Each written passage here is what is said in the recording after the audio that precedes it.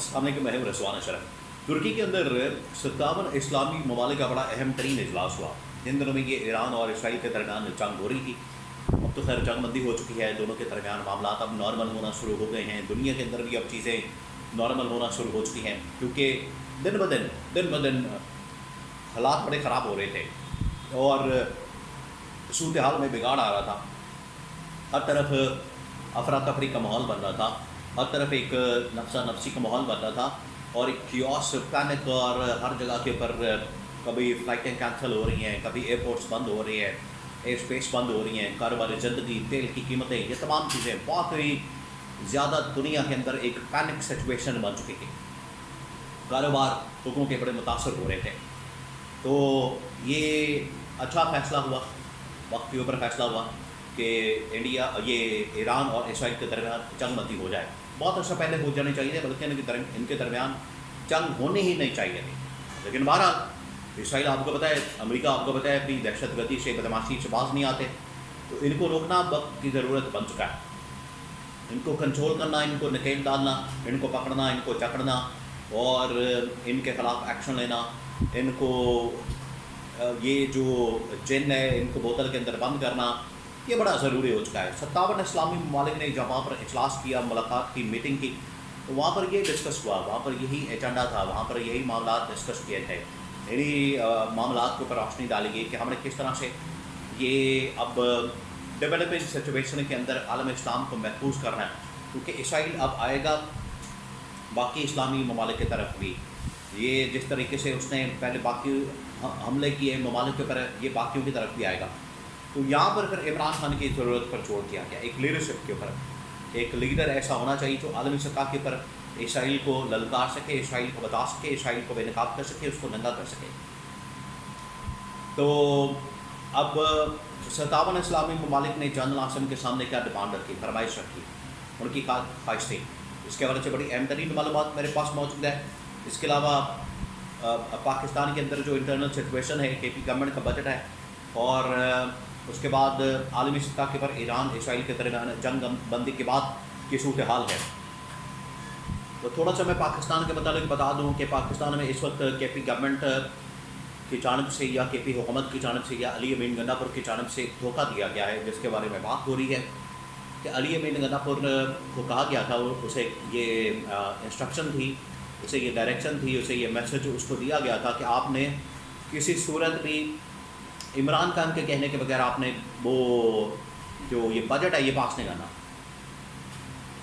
عمران خان نے واضح کہا تھا، عمران خان کی جانب سے واضح احکامات تھے، عمران خان نے اس کے اوپر واضح احکامات دیے تھے، لیکن اس کے باوجود وہاں پر بجٹ پاس کروا دیا گیا۔ تو بجٹ اگر پاس کروا دیا گیا تو اس کا مطلب ہے کہ عمران خان کو سائیڈ لائن کرنے کی، کھودنا کرنے کی کوشش ہو رہی ہے۔ تو ایک طرف پاکستان میں عمران خان کے خلاف پورا ایک محاذ کھولا گیا ہے، عمران خان کو جس طریقے سے دیوار کے ساتھ لگایا جاتا ہے، عمران خان کو جس طریقے سے دبایا جاتا ہے، مقدمات کیے جاتے ہیں، اور اس کو جس طریقے سے یہ انتقامی کارروائی کا نشانہ بنایا جاتا ہے، لیکن عمران خان پھر بھی باؤنس بیک کرتا ہے۔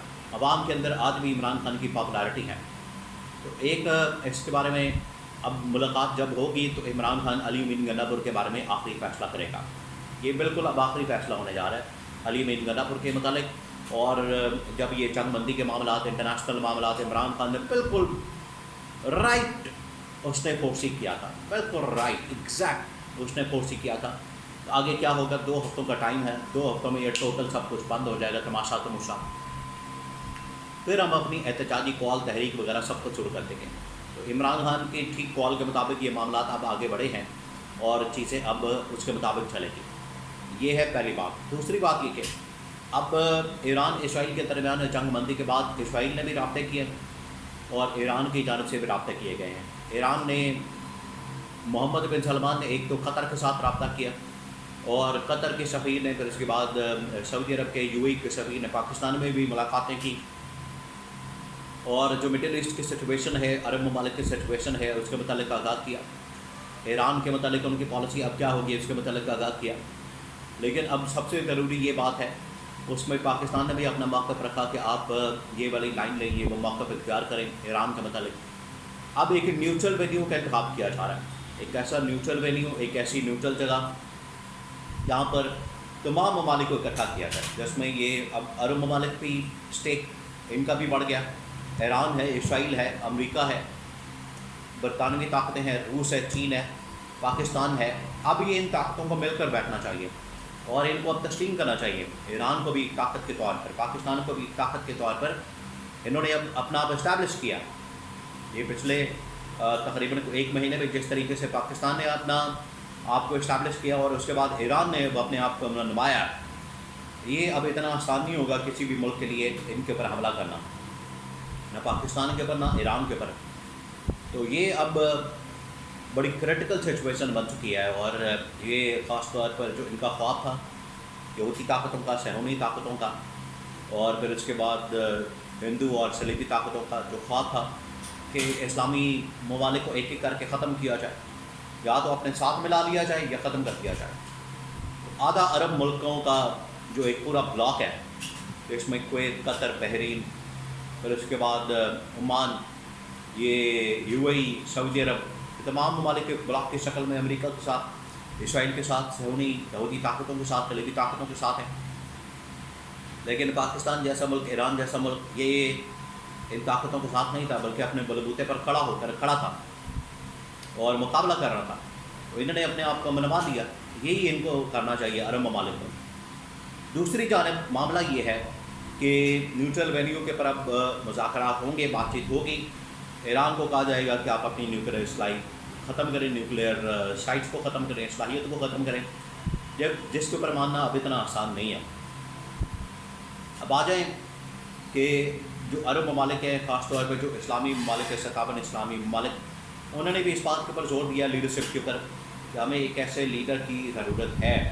वहाँ पर जब जनरल आसिम मुनीर गए तुर्की के अंदर जाके उन्होंने मुलाकातें की। ये जो मुलाकातें हुई हैं, इस मुलाकात के अंदर उन्होंने जनरल आसिम के सामने ये मामला रखा कि अब हमें किस तरह से आगे बढ़ना है, क्योंकि अब ये अफोर्ड नहीं किया जा सकता।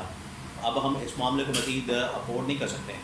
जो इस वक्त सूरत हाल है, इस्लामी ममालिक के ख़िलाफ़ जो इत्तेहाद खोला गया है, इस्लामी ममालिक के ख़िलाफ़ जो बहस खोला गया है, हम इसको अफोर्ड नहीं कर सकते।